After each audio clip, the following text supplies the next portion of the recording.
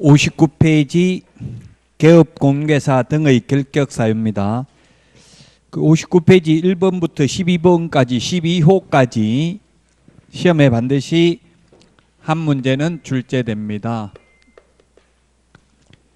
개공 등 개업공개사를 줄여서 개공이라고 하겠습니다. 개업공개사 등의 결격사유입니다.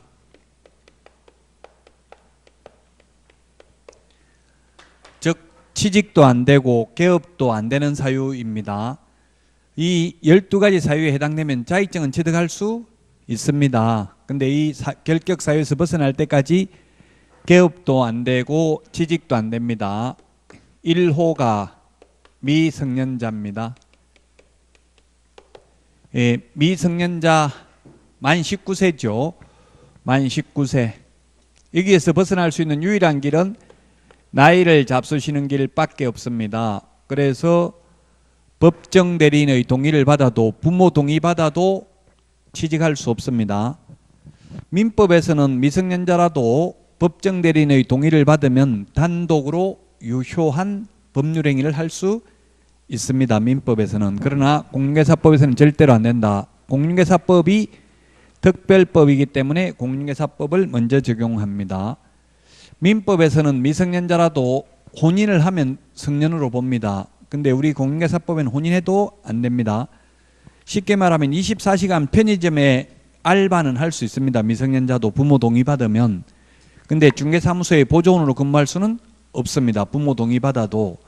그 이유가 왜냐하면 민법에서 이런 제한능력자 제도는 이런 제한능력자를 보호하기 위한 취지이고, 즉 미성년자를 보호하기 위한 취지이고, 우리 중개사무소에 미성년자를 근무하지 못하도록 하는 것은 미성년자를 보호하려는 게 아니라 국민재산권을 보호하려는 입법 취지가 다릅니다. 그래서 오직 나이를 먹는 길밖에 없다. 미성년자에서 벗어나려면. 그 다음에 두 번째, 피성년 후견인, 피한정 후견인이 있습니다.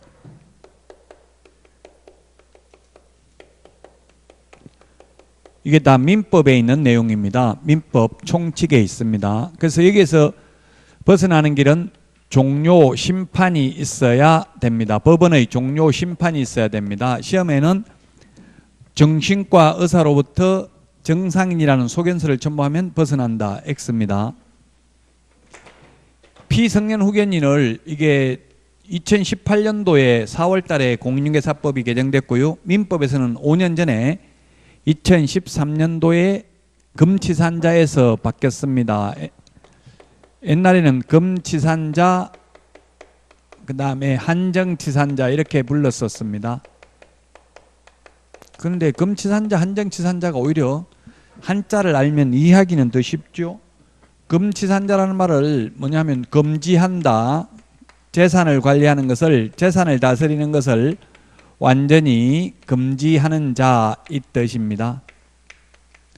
그런데 지금은 완전히 금지하지는 않습니다. 일상생활에 필요한 법률행위는 할 수 있습니다. 예를 들면 금치산자, 지금은 피성년 후견이라도 식당에서 식사하고 밥값은 취소할 수 없습니다. 이제 중요한 법률행위만 못합니다. 근데 옛날에 금치산자인 경우는 아예 밥 먹고 취소해버리면, 법정 대리인 와서 취소해버리면 현존이익만 반환하면 됩니다. 밥 먹다가 남겨놓고 오면 끝입니다.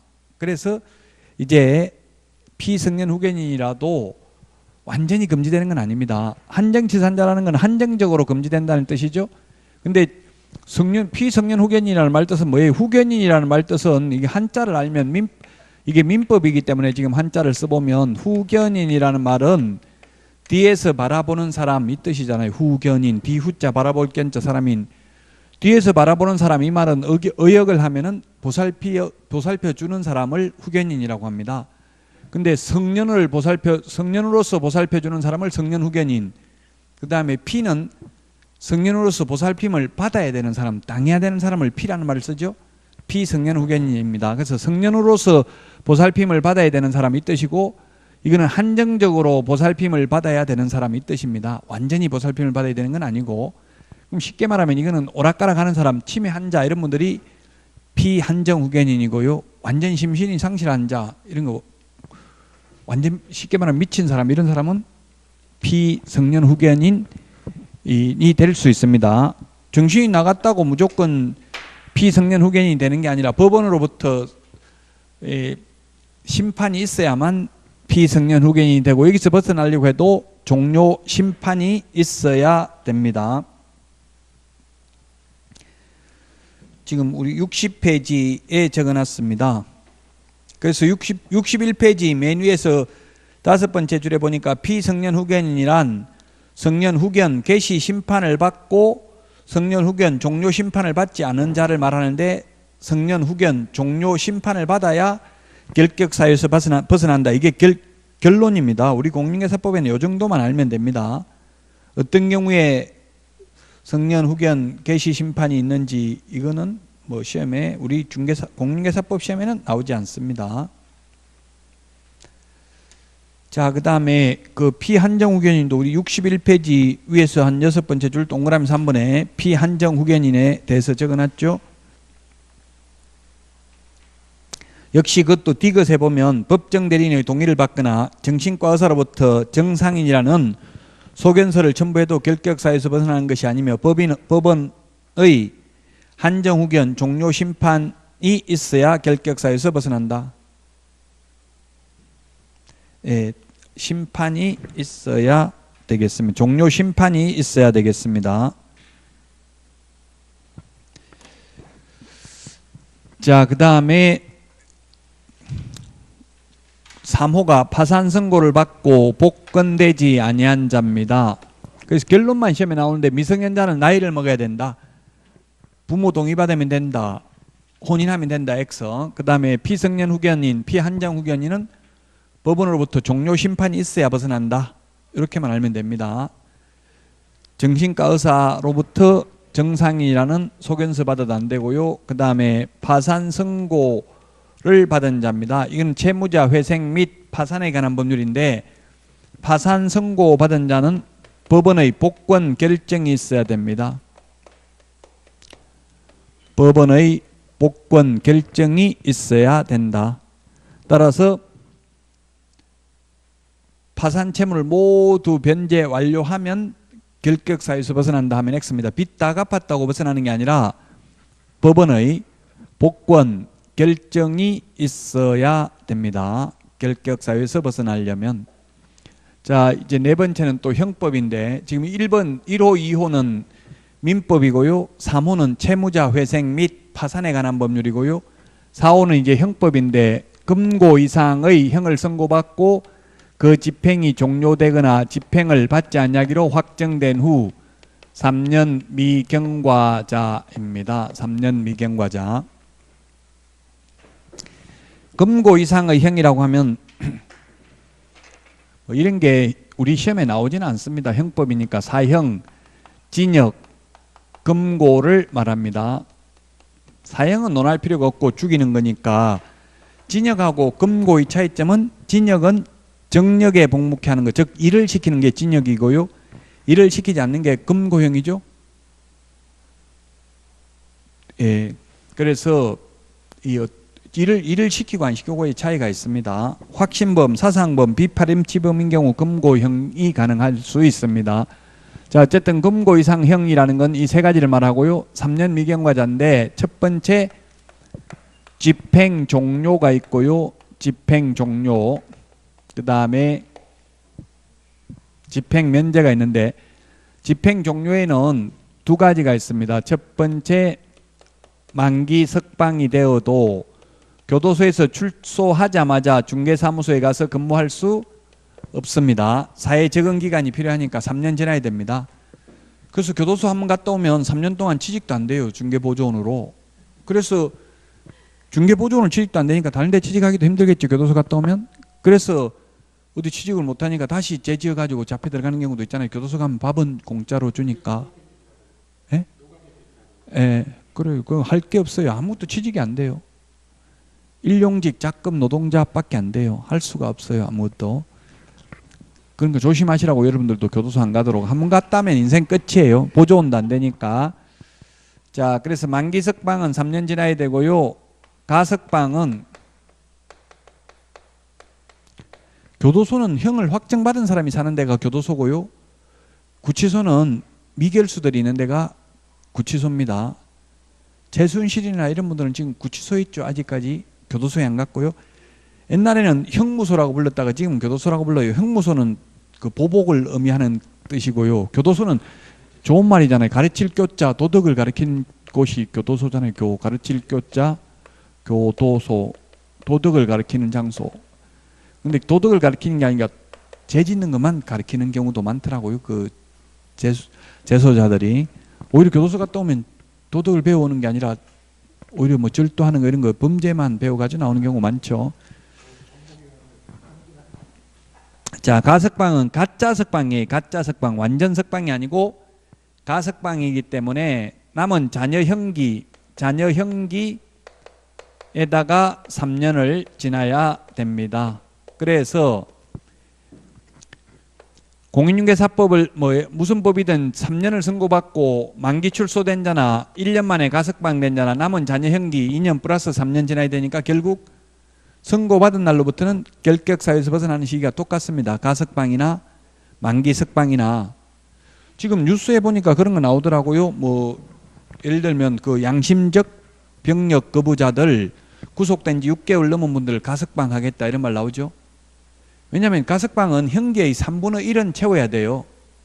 그 지금 양심적 병력 거부자들이 1년 6개월 선고받았거든요. 실제 군대 가도 거의 그 정도밖에 안 되잖아요. 20개월 정도밖에 근무 안 하니까 그거보다 조금 교도소 조금 더 낮게 선고해요. 그 3분의 1만 채우면 가석방 될 수 있기 때문에 이번에 가석방한다 이런 말들이 나오더라고요.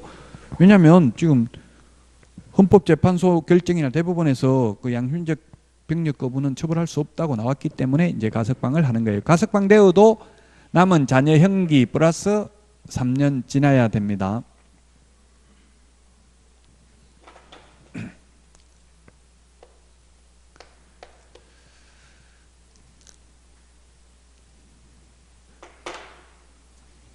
자, 그래서 가석방이나 만기석방이나 모두 선고받은 날로부터 결격사유에서 벗어나는 시기는 같다. 시험에 그래서 이렇게 잘 나옵니다. 가석방 되면 가석방된 날로부터 3년 지나면 결격사유에서 벗어난다. 안 됩니다. 가짜 석방, 완전한 석방이 아니기 때문에 남은 자녀 형기 플러스 3년 지나야 됩니다. 그 다음에 집행면제가 있습니다. 집행면제. 이제 이런 법을 좀 알고 여러분들이 공부를 하면서 이제 뉴스를 보면 조금 더 눈에 들어오는 단어들이 많이 있을 겁니다. 집행면제는 뭐가 있느냐 하면 첫 번째 특별사면이 있습니다. 특별사면되어도 3년 지나야 됩니다. 그 다음에 법률변경,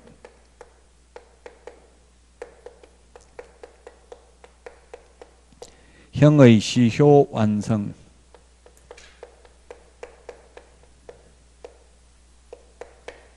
시효 완성 이런 게 있는데 대통령이 특별한 사람에 대해서 특별 사면할 수 있죠. 그 특별 사면은 3년 지나야 됩니다. 다 3년 지나야 됩니다. 그 다음에 법률 변경은 지금 제가 어릴 때는 혼인빙자 간음죄, 간통죄 이런 거, 간통죄는 폐지된 지 얼마 안 됐죠. 그래서 만약에 간통죄로 구속이 돼 있다가 간통죄가 폐지되면 석방됩니다. 그래도 3년 지나야 됩니다. 형의 시효 완성도 3년 지나야 됩니다. 시효라는 것은 시간이 경과됨에 따라 나타난 효력이 시효입니다. 그래서 민법에서 점유취득시효가 20년, 등기부 취득시효가 10년 이런 게 있죠. 그 여러분들이 이제 공인중개사 공부를 하면 여러분들 재산이나 또는 부모님 재산이 있으면 한번 등기사항증명서, 토지대장, 임야대장 이런 거 좀 떼보는 게 좋겠죠. 어떤 분이 인터넷에 그런 걸 올려놨더라고. 이 공부하고 나서 한번 떼보니까 시골에 엄마가 땅 있다고 했는데 보니까 벌써 이미 다른 사람 명의로 넘어가가지고 10년이 넘었더라고요. 어떻게 해서 넘어가는지는 모르겠지만 그걸 한번 확인해 봐야 되겠죠. 그 잘 여러분들 부동산 잘 있는지 한번 확인해 봐야 돼. 시골에 있는 거 이런 거 공부하고 불일치하는 게 굉장히 많아요. 특히 제가 아는 분들 시골에 있다가 도시로 나오면서 논밭 그냥 시골 사람들한테 공짜로 농사 지으라고 한 거예요. 그런데 20년 지나니까 전부 다 소송 들어오는 거예요. 점유취득시효 의한 소유권 넘겨달라고 다 패소했어요. 다 뺏겼어요, 소유권. 아무런 근거가 없는 거예요. 뭐 쌀이나 이런 걸 받은 거 근거가 없잖아요. 받았다는 증거가 없죠. 그럼 임대차 계약서라도 있든지 계약서도 없지. 그리고 뭐 받았다는 거, 차임을 받았다는 아무런 증거도 없잖아요. 그러면 소유권 뺏겨요. 그런 거 많아요. 실제로 법은 진실을 판단하는 게 아닙니다. 판사는 오직 증거만 볼 뿐이에요. 지금 뭐 그 가수 B의 부모가 뭐 몇십 년 전에 30년 전인가 뭐 돈 안 갚았다고 지금 인터넷에 올린 거 있더라고요. 그럼 증거 없으면 잘못하면 이제 역으로 당할 수도 있어요. 명예훼손이나 이런 걸로 역으로 처벌받을 수도 있어요. 실제 빌려줬다 하더라도 아무런 차용증이라든가 이런 거 근거 없이 올렸다면 문제가 될 수 있어요. 그래서 억울하게 당한 사람 많아요. 그런데 여러분들이 법을 공부하면 원래 법이라는 것은 법 한자가 표의 문자잖아요. 물숫자, 삼숫자잖아요. 이게 물숫자, 갈것자, 물 흘러가듯이 순리대로 하는 게 법인데요. 꼭 그렇지만은 않습니다. 법이라는 것은 제가 볼 때는 통치 이데올로기입니다. 법이라는 게 반드시 진리에 부합한다고 볼 수는 없습니다. 왜냐하면 지금 법을 만들면 누가 만들어요? 국회의원들이 만들잖아요. 국회의원들이 다수결로 처리하잖아요. 그럼 자기 당에 유리하게 만드는 경우가 많잖아요. 그게 꼭 진리에 부합한다고 단언하기는 어렵죠. 예, 그래서 여러분들이 이제 법을 공부하면 나한테 유리한 증거는 수집하고 나한테 불리한 증거는 없애는 연습을 해야 돼요. 법을 공부했다면. 자, 그래서 특별 사면은 3년 지나야 되는데요. 일반 사면은 즉시 벗어납니다. 뭐가 더 좋은 거예요? 일반 사면, 특별 사면 중에서 우리가 어떻게 보면 특별이라는 말이 좋은 것 같지만 여기서는 일반 사면이 좋은 거죠. 일반 사면은 즉시 벗어나는데 특별 사면은 3년 지나야 된다. 그 다음에 법률 변경인데 법률 변경 3년 지나야 된다 했죠. 간통죄, 혼인빙자 간음죄 이런 거 폐지가 되었다면. 자, 그 다음에 형의 시효 완성. 형의 시효 완성은 3년 지나야 되는데 공소시효가 완성되면 아예 이건 결격 사유가 아닙니다. 처음부터. 공소시효, 형의 시효하고 다른데 형의 시효라는 건 뭐냐면 확정 판결을 받고 재판을 받고 나서 집행을 못한 경우고요. 이런 경우는 시효가 완성돼도 3년 지나야 결격 사유에서 벗어나는데 공소시효는 공소를 제기하지 않는다. 공소라는 건 뭐예요? 재판에 회부하는 걸 공소라고 합니다. 기소하고 비슷한 말인데 그래서 공소제기, 기소, 재판에 회부하기 전에 죄 짓고 도망 다니다가 일정한 기간이 경과되면 처벌 안 하죠. 그래서 살인죄의 공소시효가 옛날에 15년이었어요. 옛날에는 살인죄라도 15년만 안 잡히면 처벌 안 받았어요. 그래서 공소시효가 완성되면 결격사유 아니라고 처벌도 안 받기 때문에. 그런데 살인죄가 그 뒤에 25년으로 바뀌었다가요.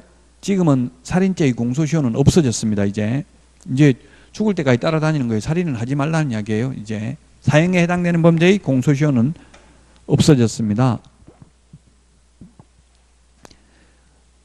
공소시효가 그래서 보면 참 판례들을 보면 웃기는데 공소시효 하루 남겨놓고 잡힌 사람하고 처음에 자수하는 사람하고 누구를 무겁게 처벌하겠어요? 현실은 자수한 사람 무겁게 처벌합니다. 자수해도 처벌합니다. 양형에 참작할 뿐이고요. 근데 공소시효 하루 남기고 잡힌 사람은 하루만 더 버텼으면 처벌 안 받을 건데 이렇게 해가지고 가볍게 처벌해요. 현실적으로. 그래서 죄 지으면 도망가야 돼요? 자수해야 돼요? 죄 안 지어야 되겠죠. 네. 형의 시효 완성은 3년 지나야 되는데 공소시효는 아예 처음부터 공소시효 즉 공소 제기되고 있다 하더라도 즉 재판에 회부되고 있다 하더라도 확정 판결을 받을 때까지는 무죄 추정의 권리가 있기 때문에 결격 사유 아니죠. 즉 구치소에 있는 사람은 결격 사유 아닙니다. 교도소에 있는 사람은 결격 사유예요. 아직 형이 확정 안 된 사람은 결격 사유 아니다. 자, 그 다음에 금고 이상의 집행유예 기간에 있는 자입니다. 집행유예.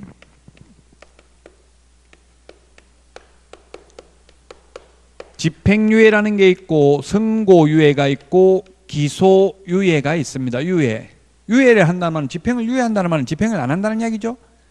연기한다는 이야기죠. 유예한다는 말이. 자, 그래서 우리나라 거의 실형 중에 집행유예가 더 많습니다. 교도소 수감하는 것보다. 지금 우리나라는 교도소 엄청나게 사람 많이 있잖아요. 우리나라 교도소가 좀 열악한 편이에요. 선진국에 비하면. 미국 같은 데 교도소는 거의 우리나라 호텔 수준이더라고요. 어쨌든 그래서 직접 감옥에는 안 가는 거예요. 집행을 유예하니까. 집행유예라는 거는 그 유예 기간 중에 결격 사유입니다. 집행유예는 3년 이하의 징역이나 금고형에 해당되는 자에 대해서 1년에서 5년간 집행을 유예할 수 있는데, 이걸 굳이 암기할 필요는 없고요. 가령 예를 들어서 피고는 징역 3년에 처한다. 주로 재벌 총수들 4년 차면 집행유예가 안 돼요. 4년은 3년만 가능해요. 그래서 재벌 총수들은 보통 징역 3년에 집행유예 5년 이렇게 많이 선고하잖아요. 그러면 5년 동안만 죄를 안 지으면 앞에 받았던 이 3년은 없어지는 거예요. 5년 안에 죄를 지으면 옛날에 받았던 3년하고 새로 지은 죄하고 같이 살아야 됩니다. 그게 집행유예입니다.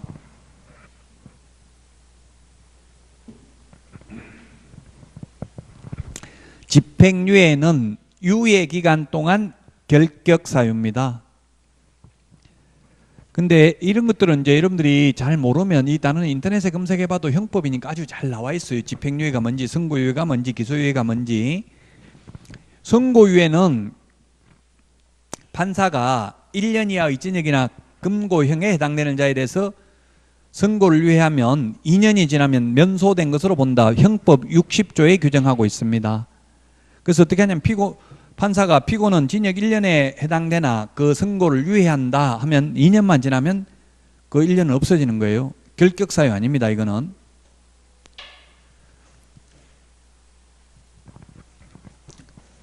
뭐 선고유예 받는 판례를 제가 봤는데, 옛날에 최연희 의원, 최연희 즉 강원도 동해 국회의원이 있었어요. 옛날에 이분 그 동아일보 여기자 성추행한 혐의로 선고유예 받았어요. 그 어떻게 했냐면, 재판 받기 전에 그 이 사람이 판사 출신이니까 여기자한테 가서 자기가 만나주지도 않으니까 자기 딸을 보냈어요. 그래서 아버지가 인간적으로 사과드리라고 해서, 미안하게 생각한다고 해서 전달하러 왔다, 사과드리러. 이렇게 하니까 그 여기자도 나도 인간적으로는 용서했다 이렇게 했어요. 그걸 녹음해가지고 재판부에 제출했어요. 그러니까 판사가 인간적으로 용서했다 하면 법적으로도 용서한 것으로 추정할 수 있다. 그러므로 그 선고를 유예한다 이렇게 했어요. 이게 몇 년 전이죠. 몇 년 전에는 성추행 그렇게 무겁게 처벌 안 했잖아요. 지금 사회 분위기가 바뀌어서 좀 무겁게 처벌하는 경향이 있죠. 어쨌든 선고 유예됐어요. 그럼 녹음하면 돼요, 안 돼요? 상대방 동의 안 받고 됩니다. 녹음해도. 내가 대화자로 참석하는 걸 녹음해도 불법이 아닙니다. 제3자의 대화를 녹음하면 통신비밀보호법 위반입니다. 최근에 법을 그래서 알아야 돼. 최근에 재미난 사례가 있었어요. 남편이 바람 피웠어요. 근데 여자가 남편 전화 몰래 도청해가지고 바람 핀 거 옛날 간통죄 없어지기 전에 해가지고 간통죄로 고소했어요. 다른 여자하고 바람 피우는 거. 그러니까 남편이 맞고서 했어요. 통신비밀보호법 위반으로. 여자 구속되고 남자는 무혐의 처분받았어요. 왜? 불법으로 취득한 증거는 증거 능력이 없다라는 규정이 있거든요. 그래서 그런 건 어떻게 해야 돼? 제3자 대화를 녹음하면 되는 게 아니라 직접 바람 피운 상간녀한테 전화해가지고 너 우리 남편하고 바람 피웠냐 이렇게 하면 그런 건 녹음해도 되거든요. 그러면 그 여자분이 아닙니다, 잘못했습니다, 절대 안 피웠습니다, 싹싹 빌어요, 안 빌어요? 안 빌죠. 요즘 네가 얼마나 잘못하면 나한테 자꾸 오겠냐, 나도 귀찮아 죽겠다, 똑바로 해라 니나, 이렇게 이야기해요. 그런 거 녹음해가지고 제출하면 돼요. 그거는. 그러니까 조심하라고. 제3자 통화만 녹음하면 불법입니다. 근데 내가 대화자로 참석하는 건 녹음해도 상관이 없습니다. 어쨌든 선고유예라는 것, 결론은 선고유예, 기소유예는 결격사유가 아니다. 선고유예나 기소유예는 결격사유가 아니고 집행유예는 유예 기간 동안 결격사유다. 기소유예라는 것은 뭐냐면 검사가 아예 재판에 안 넘기고 검사선에서 마무리 짓는 게 기소유예예요.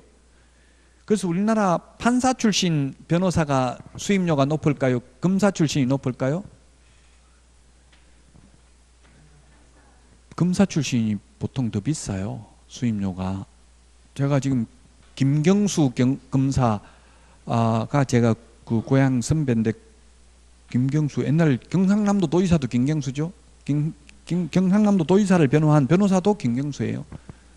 중수부장, 옛날 중수부장도 하고 이랬는데, 검사 출신이 훨씬 비슷해요. 왜냐하면 검사 출신은 그냥 변호사로 선임됐다는 것만 알아두고 후배들이 아예 재판에 안 넘기고 기소유예해버리면 판사가 재판을 못 하잖아요. 큰 사회적 무리를 일으킨 사건이 아니면. 지금은 그렇지만 옛날에는 그냥 전화해가지고 후배한테 나 처음 개업해가 처음 맡았다, 이렇게 하면 잘 봐달라 이런 말 안 해도 예 알겠습니다 선배님 하고 그냥 정관예우를 하고 있잖아요. 옛날에 그냥 알아서 아예 재판에 안 넘겨버린다고요.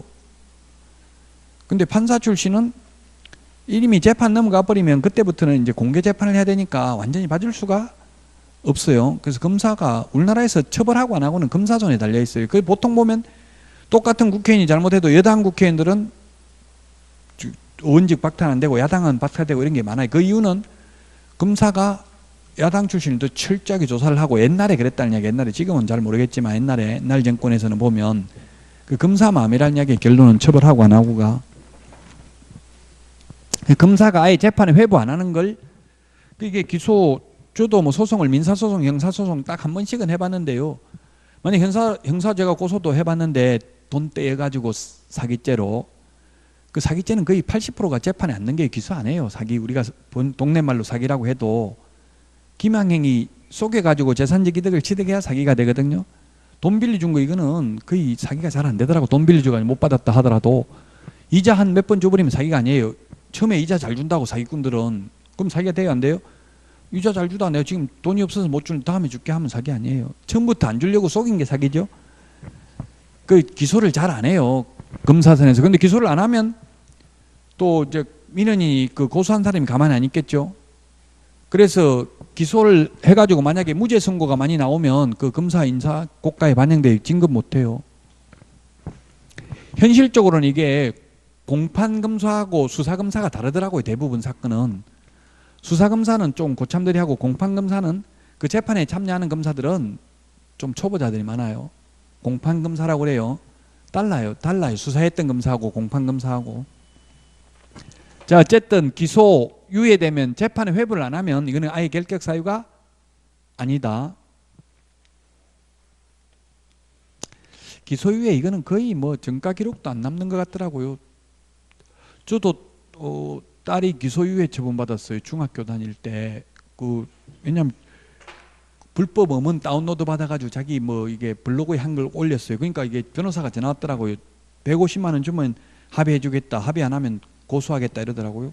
그냥 고소하라고 했어요. 돈 150만 원 주고 합의 안 하겠다 했더니 고소했더라고요. 그래서 경찰서에 가서 조사받았는데 기소유예 처분받았어요.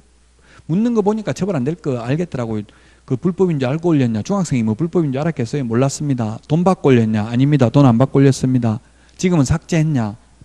삭제 안 했었거든요. 근데 먼저 조사하기 전에 영상 녹화실에서 조사해요. 그럼 다 녹음이 되잖아요. 녹화하기 전에 너 그 삭제했냐 안 했냐? 안 했다니까 빨리 지금 삭제하고 조사받자 이러더라고요. 그건 삭제했잖아요. 그러니까 삭제했냐 물론 삭제했다 그러니까 처벌 안 하려고 그러는 거죠.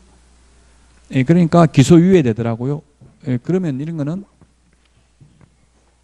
결격 사유가 아니다. 기소유예도 결격 사유 아니다. 결론은 집행유예는 유예 기간 동안만 결격 사유다. 아까도 말했지만 징역 3년에 처한다.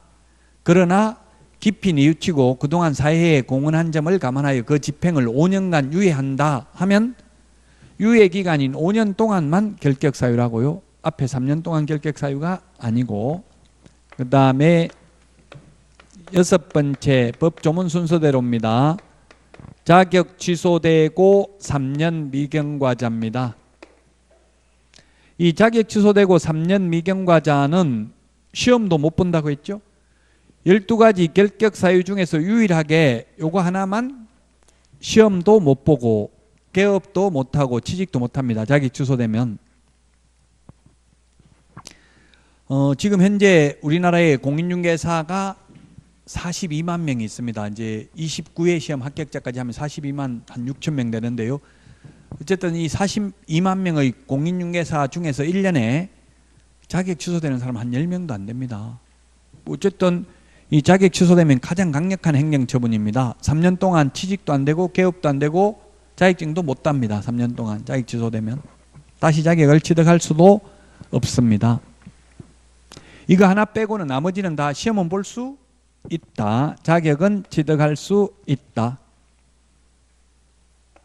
그 다음에 자격 정지 기간 중에 있는 자. 자격 정지는 뒤에 가면 나옵니다만은 소속 공인중개사에 대해서 쓰는 표현입니다. 자격 정지라는 표현이 소속 공인중개사에 대해서 쓰는 표현이다. 소속 공인중개사가 자격이 정지되면 6개월 범위 내에서 자격을 정지할 수 있거든요. 그럼 6개월 자격 정지 처분 받으면 다른 데 가서 그만두고 다른 데 가 취직할 수도 없다는 이야기입니다. 자격 정지는 소속 공인중개사에 대해서 쓰는 표현이다.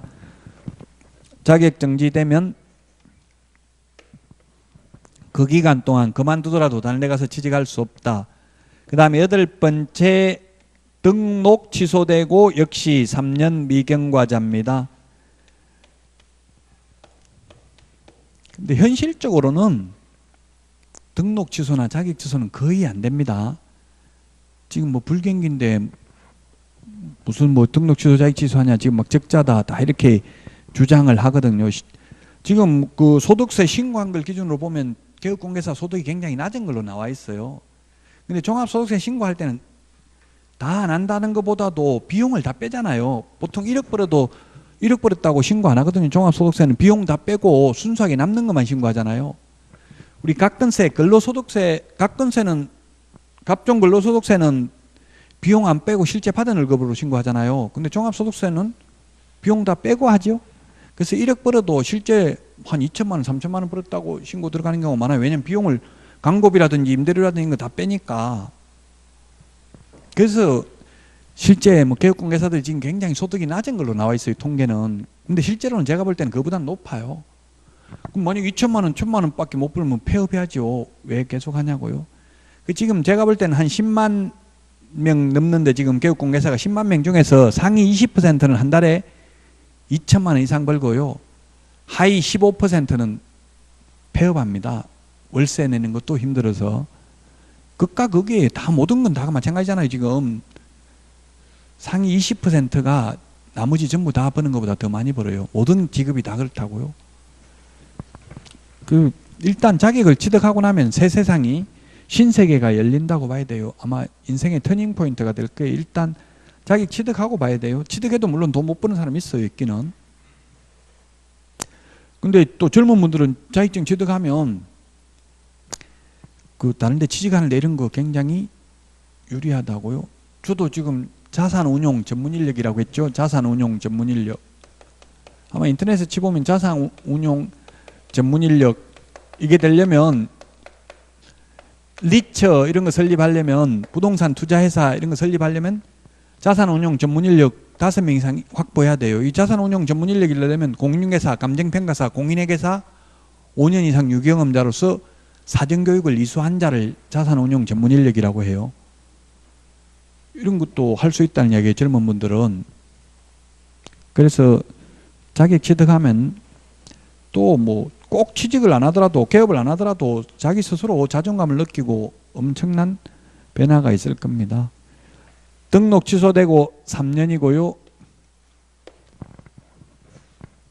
어제 합격자 발표했는데 어디 차 타고 가다 보니까 부인이 남편한테 자격증 나도 합격했다니까 남편 하는 소리가 그 개나 소나 다 따는 거 그거 뭐 그거 했다고 뭐 그렇게 큰 소리 치냐 이렇게 하더라고요. 그러니까 싸우더라고. 당신도 한번 치봐라 그러면 개나 소나 다 되는 거 하고 싸우고 있던데 싸우지 말고 그냥 맞아요. 다 개나 소나 다 되니까 당신도 한번 해보세요. 이렇게 해가지고 한 2달 학원비 해가지고 한번 다니보라고 하세요. 그래야 그리고 떨어지고 나면 그 다음에 이제 존경하는 마음이 생기겠죠.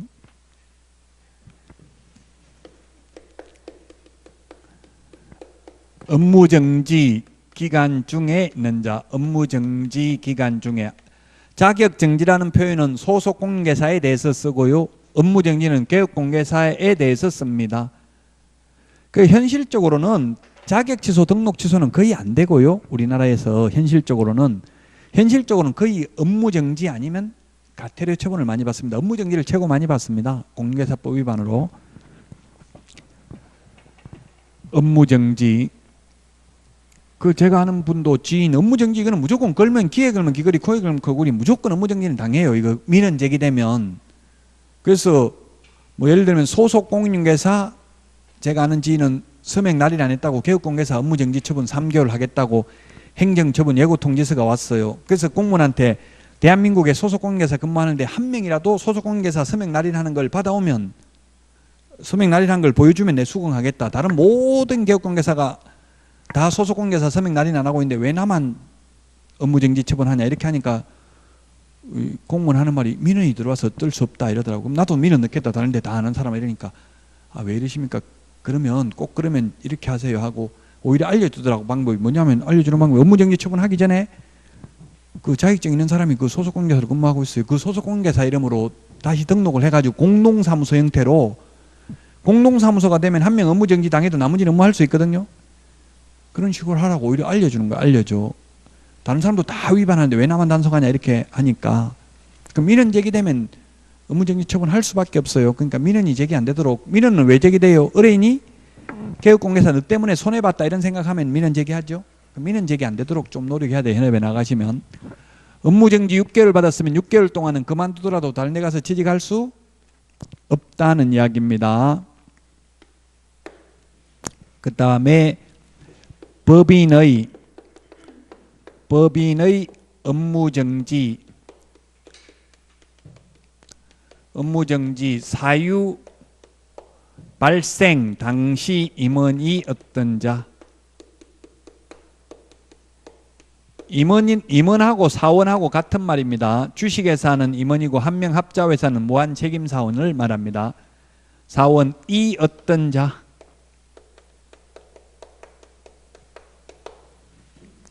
예, 법인, 중개법인의 회사 그 업무정지 당할 때 업무정지 그 사유 발생 당시에 임원이 어떤 자.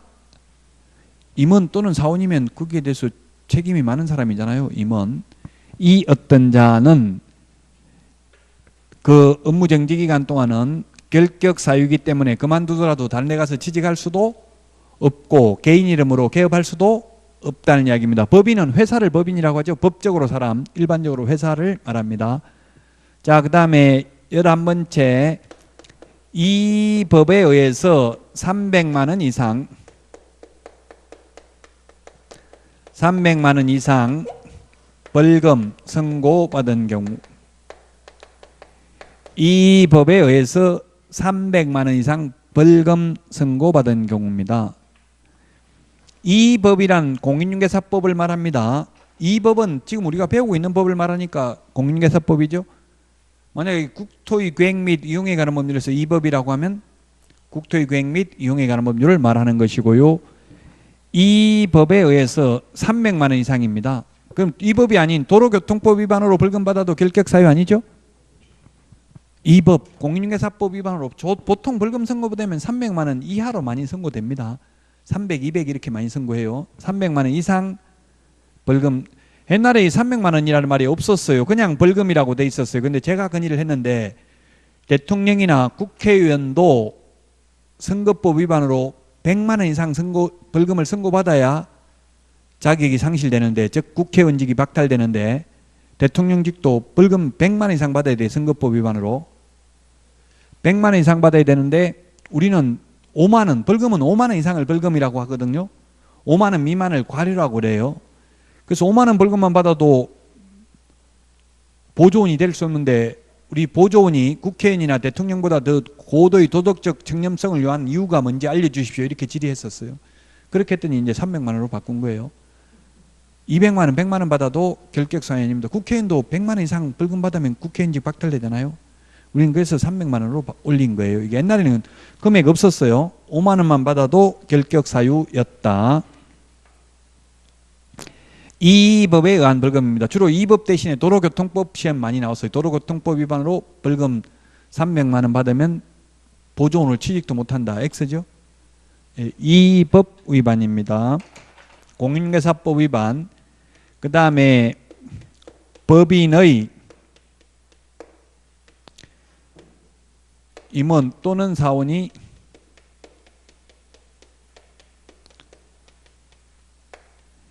1호에서 11호에 해당하는 경우에는 지금 11가지의 법인의 임원 또는 사원이 해당되면 그 법인은 결격 사유에 해당됩니다.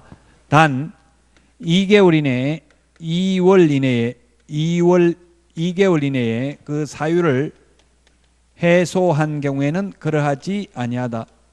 임원을 교체하면 결격 사유가 아니라는 이야기죠. 결격 사유에 해당되면 등록을 취소해야 되거든요. 그 임원을 2개월 이내에 다른 임원으로 교체하면 결격 사유에 해당되지 않습니다. 2개월 이런 것도 제가 프린트에 다 정리해 놨어요. 우리 그 프린터 지난주에 내드렸던 프린터 2개월이 38번에 보면은 동그라미 1번 2번에 있죠. 38번 이 숫자 같은 거 나오면 지금 당장 암기할 수는 없고요. 그 자꾸 프린터 찾아서 밑줄 좀 치워 보세요. 38번에 동그라미 1번 2번 임원이 결격 사유에 해당되면 2개월 이내 해소해야 된다고. 해소 안 하면 등록을 취소해야 됩니다. 지금 우리 결격 사유는 31번 프린터 비교 프린터 31번에 보면 결격 사유 지금 하고 있는 거 12가지 나와 있죠. 결격 사유 10번까지 적어놨지만 거기 사실은 12가지 다 들어가 있어요. 업무정지 자격정지 동그라미 7번에 같이 돼 있잖아요. 31번에 있죠. 등록 결격 사유인데 이걸 정확하게 말하면 개업공개사 등의 결격 사유입니다. 개공 등. 즉 등록도 못하고 취직도 못한다고 했죠. 자, 결격 사유 효과를 보고 쉬었다가 하겠습니다. 결격 사유 효과. 이 결격 사유에 해당되면 등록하기 전, 즉 개업하기 전에는 개업 불가, 그 다음에 고용 전후. 자, 등록은 등록이라고 하죠. 등록을 하면 개업공개사입니다. 등록 전에는 등록 불가, 개업 안 됩니다. 즉 결격 사유에 해당되면 개업할 수 없습니다. 교도소 갔다 오고 3년 안 지났으면 개업 안 됩니다. 이미 개업되어 있다면 절대적 취소, 반드시 등록을 취소하여야 한다. 그런데 아까 말했지만 법인의 임원이 결격 사유에 해당되면 2개월 이내에 그 사유를 해소하면 등록 취소 안 한다고 했죠. 2개월 이내에. 그 다음에 고용 전에는 고용 불가, 고용 안 됩니다. 그래서 원래 고용을 하고 나면 10일 이내에 고용 신고를 해야 되거든요. 고용 신고를 하면 결격 사유에 해당되면 등록관청에서 결격 사유에 해당된다고 알려줍니다. 우리가 교도소 갔다 왔는지 개인적으로 물어보기 힘들잖아요. 여러분들 직원 고용하면 고용 신고하세요. 고용 신고하면 거기서 교도소 갔다 와서 안 된다, 이 사람 고용하면 알려주면 이게 등록관청에서 안 된다고 해서 어쩔 수 없습니다. 이렇게 하면 그만두게 하기가 쉽겠죠. 우습잖아요. 교도소 갔다 와서 일주일도 안 됐는데 근무하고 있으면.